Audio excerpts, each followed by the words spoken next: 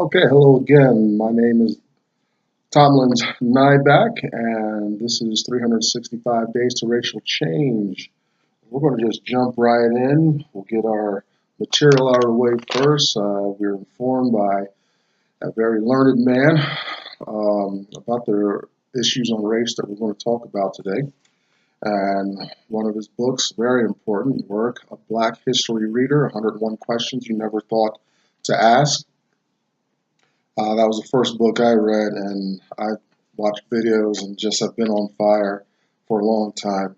Also note that this information is over a decade old, but it's still relevant because we're talking about 400 years of a paradigm that persists in America between black and whites. On that note, he wrote another great book, Black Labor and White Wealth, where he explores a lot of the economic implications of that challenging relationship.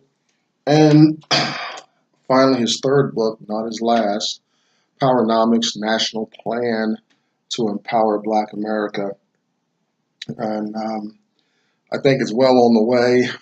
I'm looking to interact face to face with that community. Not much.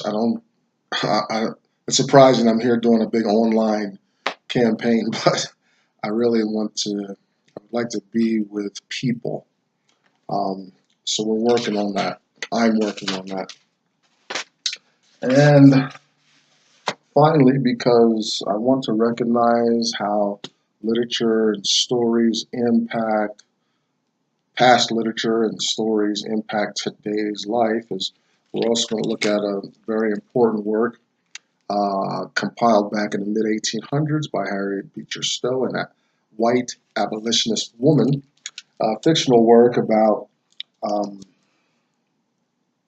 the slave master's life and black slave's life in America at that time, right around the Civil War. I forget it was before or after. I'm not good with dates.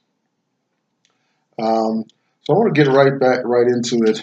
Anyway, also hashtag us too, hashtag USTOO to just Google that, and they're on Facebook as well. Interact with that community, see what they've been up to, talking about recently. It's important wherever you are at in your journey. I'd say this information is over a decade old, but it's still relevant to today. Yesterday we had a little introduction about Meritorious Manumission and how that paradigm, that set of edicts or policies impacted slave life in America, and how it could be used. It was used as a tool, still prevails today, to keep blacks separated, disempowered, all of the negative connotations you can think of, so that we're on the same page in case you're just joining the conversation. Meritorious Manumission is you're giving a slave freedoms or privileges for good deeds done as defined by national policy of the time, and this is around the early 1700s, first enacted in Virginia. And meritorious means something earned. Manumission is becoming free or freedom. Meritorious manumission. All right, and some specifics on how that occurred was for the slave to save a white life, invent or design something to make white life better. And more importantly, what our discussion more focuses on is snitching on blacks who are organizing for some resistance or revolt. Very important things to understand about Meritorious Manumission. You can understand that probably at that time when this whole thing kicked off, you'd have a flood of black Americans just going on witch hunts, looking for the opportunity for it to obtain their freedom. And work less. The motivation is strong to snitch on your fellow neighbor. But I did want to bring this conversation, which is why I wanted to jump right into this today, the stories and more of the seminal moments of Meritorious Manumission, is that the white establishment and white power, appropriated this very successful campaign to further divide blacks and keep blacks separated, suspicious of one another. But how Meritorious Manumission has changed over time, where it's not so much the snitching to hinder blacks from freedom, but now it's a modern day silence that keeps blacks impoverished in their neighborhoods, unable or find a stiff resistance from their own people for escaping some of the virtual plantations on which we live. I feel like I live on a plantation. I go to a space and I do work that I don't necessarily want to do, but and that employer or master gives me enough wages to take care of my needs and have a little jingle in my pocket as in the form of disposable income, so that I have a mental feeling of freedom.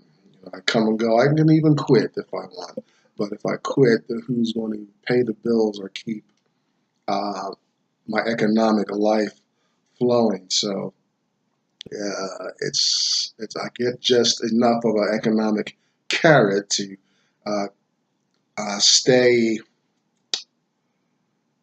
functional in America's economic system that's weighted firmly against me.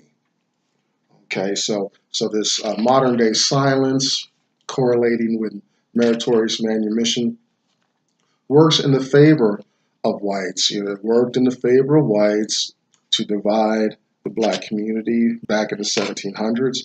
Now in the 21st century, the modern day silence works in very much the same way in allowing evil and crime to persist in the black community.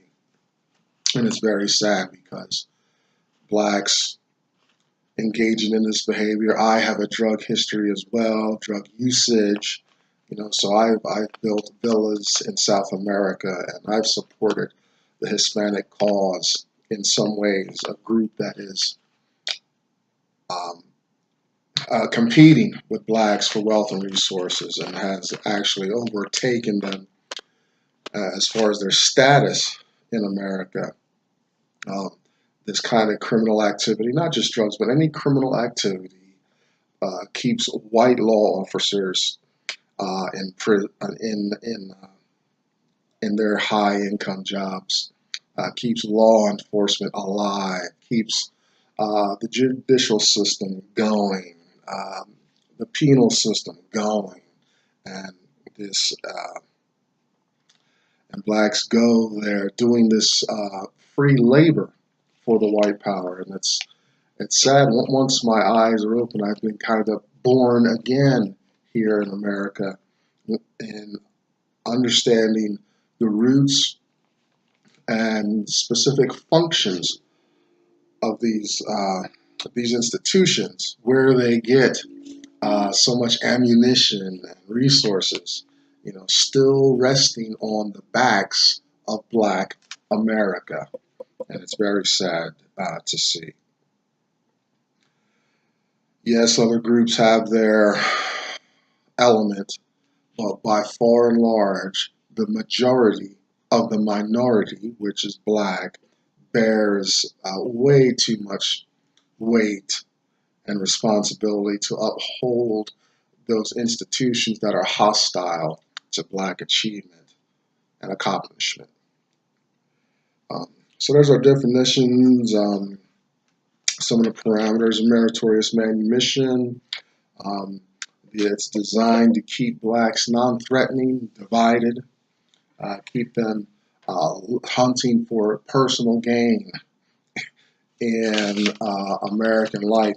And I mean, in some ways, it's very understandable. Black life is stressed, dysfunctional, has a lot of pitfalls, and there are a lot of, I believe, engineered, I don't know, we'll just say systems embedded in the culture to keep blacks at a disadvantage, education being a big one. Economically, in wages, we don't make, and generally, we don't make dollar for dollar what whites do. We have to work a little bit harder and go through a few more hoops. Family life is generally more stressed than a privileged life because the parents are working harder to make the ends meet, things of that nature. Dysfunctional family life in the form of a lack of a communication, education in the home, being passive in religion.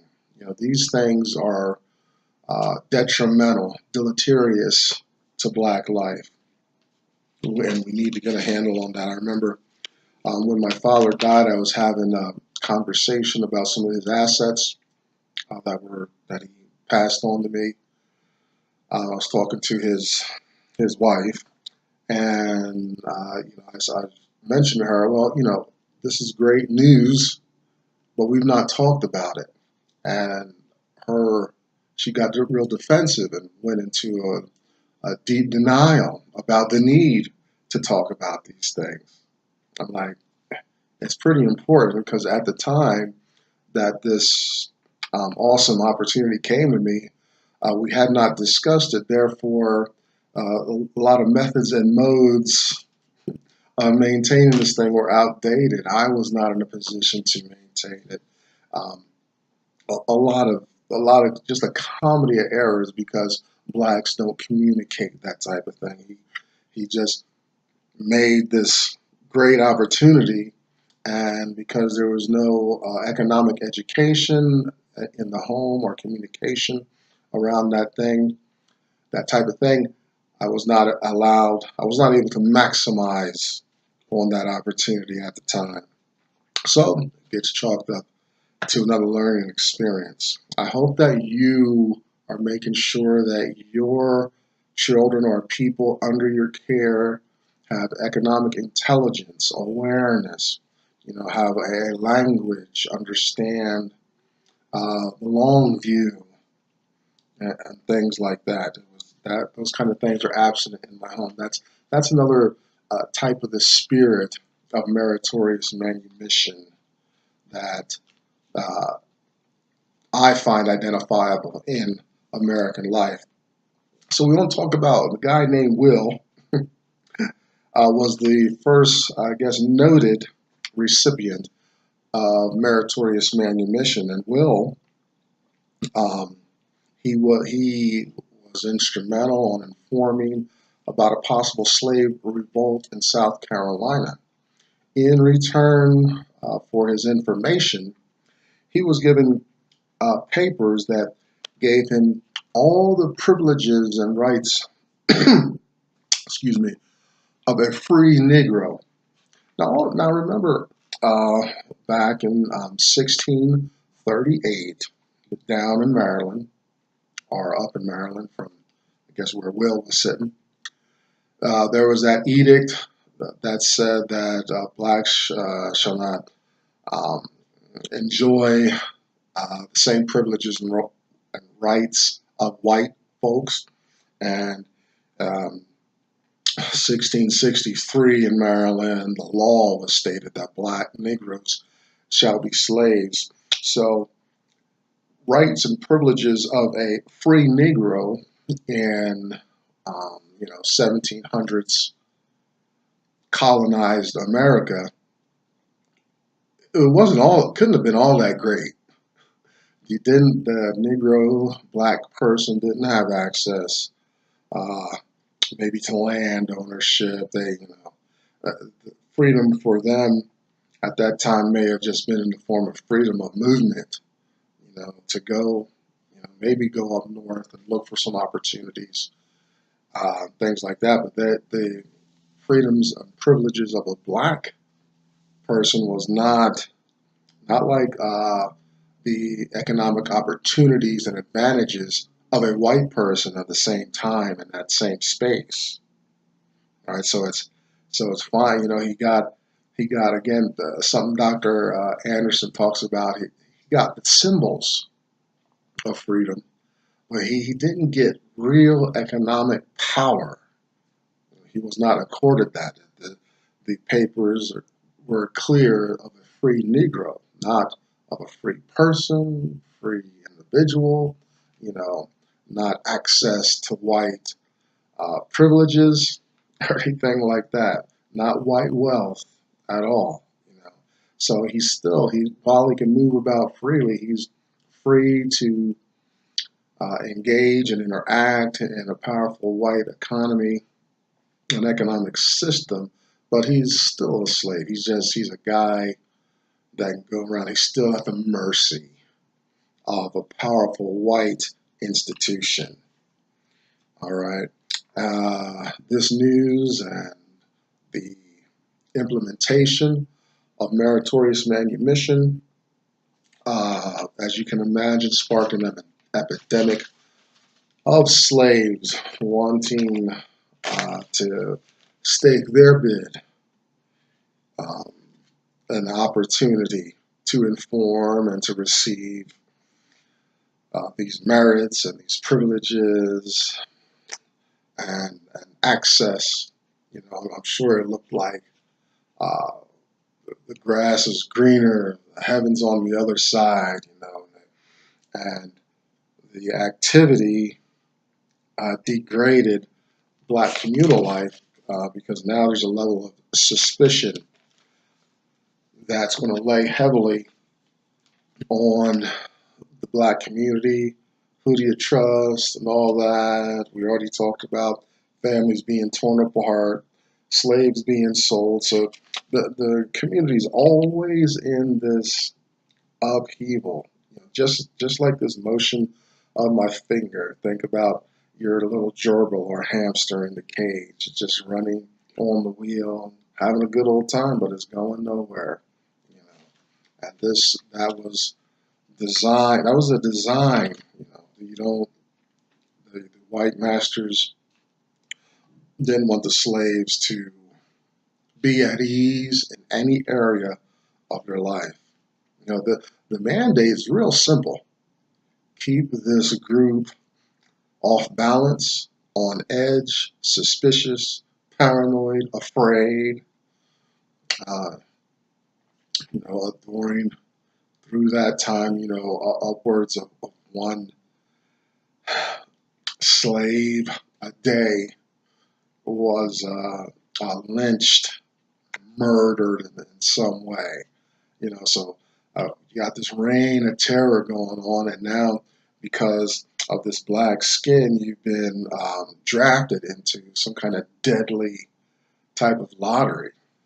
So you're maybe going from one plantation to another, or you've just been sold. You're traveling in the outskirts, and occasionally you see blacks hanging or burned or murdered in some violent way. Meritorious manumission was another additive feature to keeping blacks in their place. Second story, Dr. Anderson relates something I didn't know. I got so much new information from his works, from his writings. We all hear about Harper's Ferry and John Brown. We're familiar with that. John Brown was a white man, and he, led a slave revolt. It was squashed, and him, and along with his family members, were actually executed. behind all that. But I don't want to take away, see, that happened, it's valid, it's historical and all that, but we don't hear about how Meritorious Manumission figured into that story of John Brown in 1859 going down to sack Harper's Ferry, or Marine Corps Armory there. Now, there was a black former slave named Hayward Shepherd, and he was actually a freed slave. He had formerly received Meritorious Manumission, and he's there somewhere near Harper's Ferry, and he's chilling out in his freedom and all that.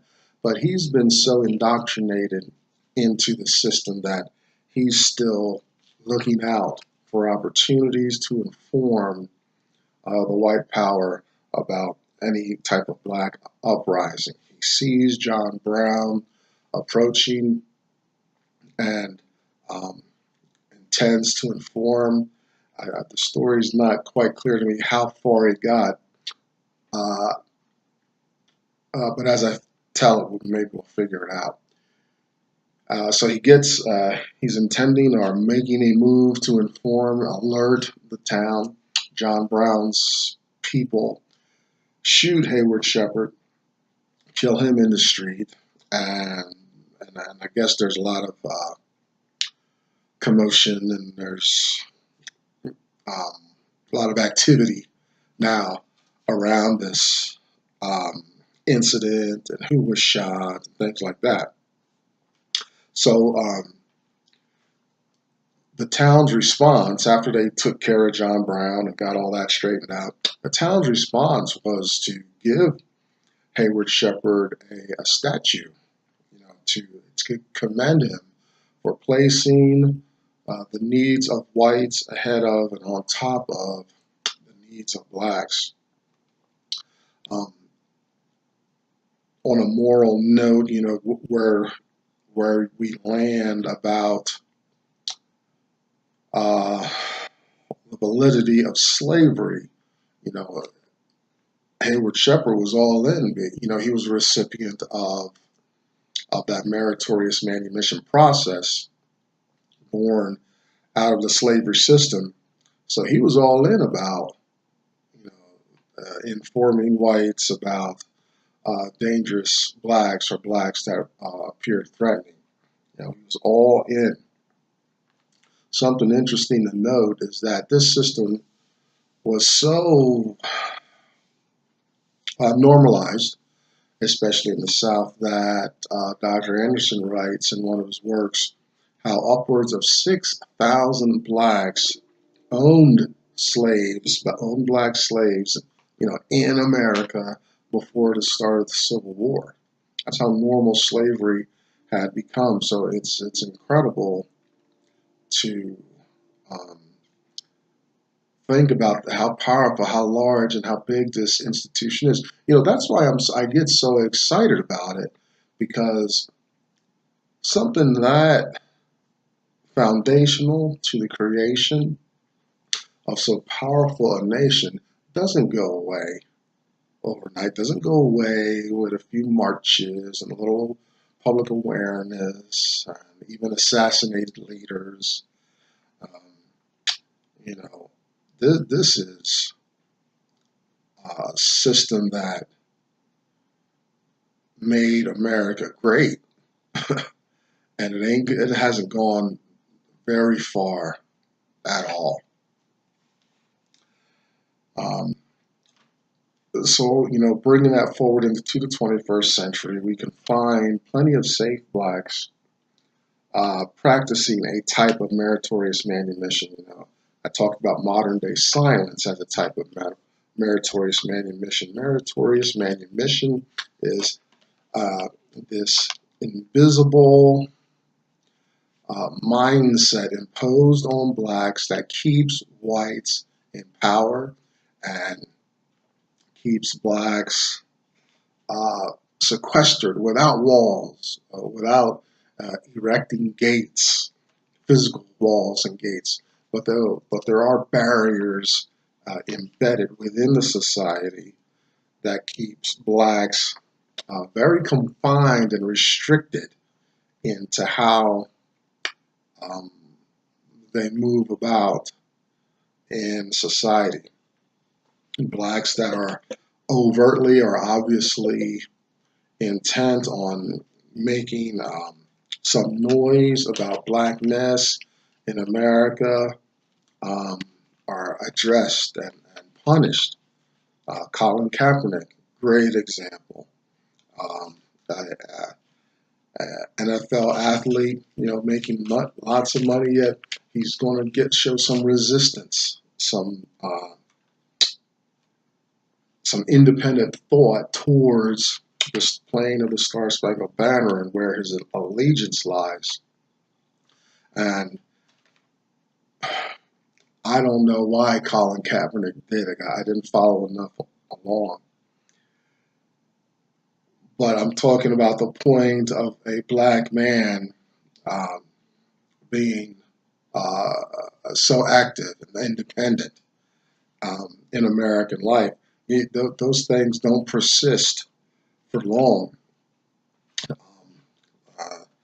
Don't get a whole lot of press, or you hear more of the negative rhetoric, rebuttal, and not the initial argument from a black man. Black man is supposed to be castrated, either physically or in type, mentally, socially.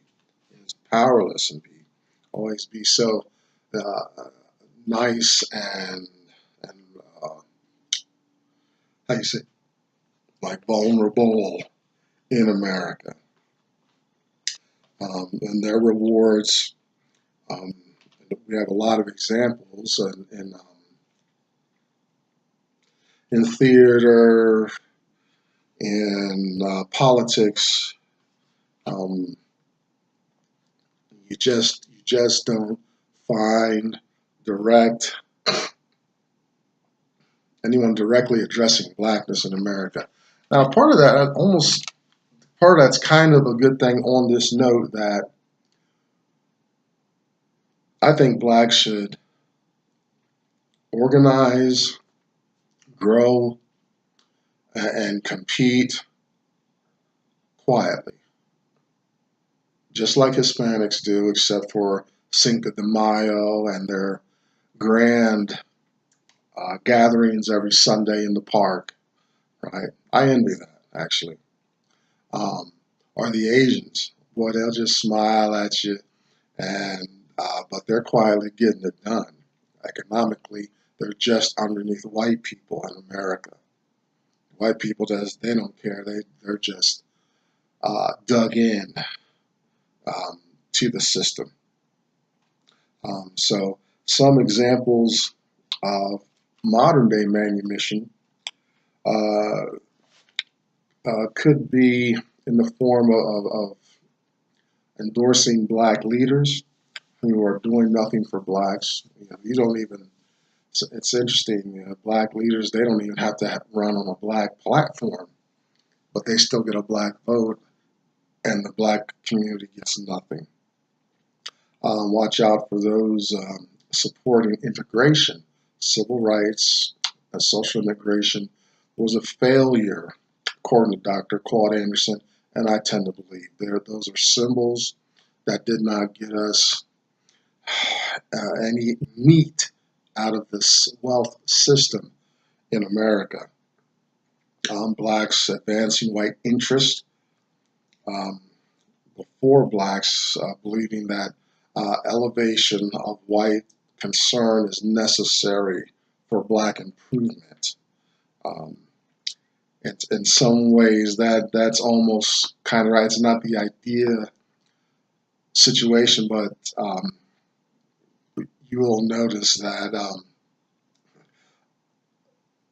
blacks don't even get a little nudge upward unless they're lifting a whole host of other groups on black shoulders. And watch out for groups and peoples whose interests compete with blacks Part of the problem with Black success is that when we come out publicly on a platform, we got to have women, gays, Hispanics, people of color, handicapped all along with us, as though all those groups share in the same type of oppression, and that's just not the truth. That's not how Blacks get better. Blacks must be their own community and rise from there. There may be Black women, Black handicapped, Black gays, Blacks, or whatever, but we don't need to water down our energy with those issues. Blacks will always be, when we bring along women, gays, Hispanics, and those valid issues, they quickly overcome Black concern, and that gets pushed back down, and Blacks have to scramble again to try to come up. We're easily duped into believing that we're being helped when we're lumped in with all these other terms like diversity and multicultural, people of color, and things like that. So there's Meritorious Manumission.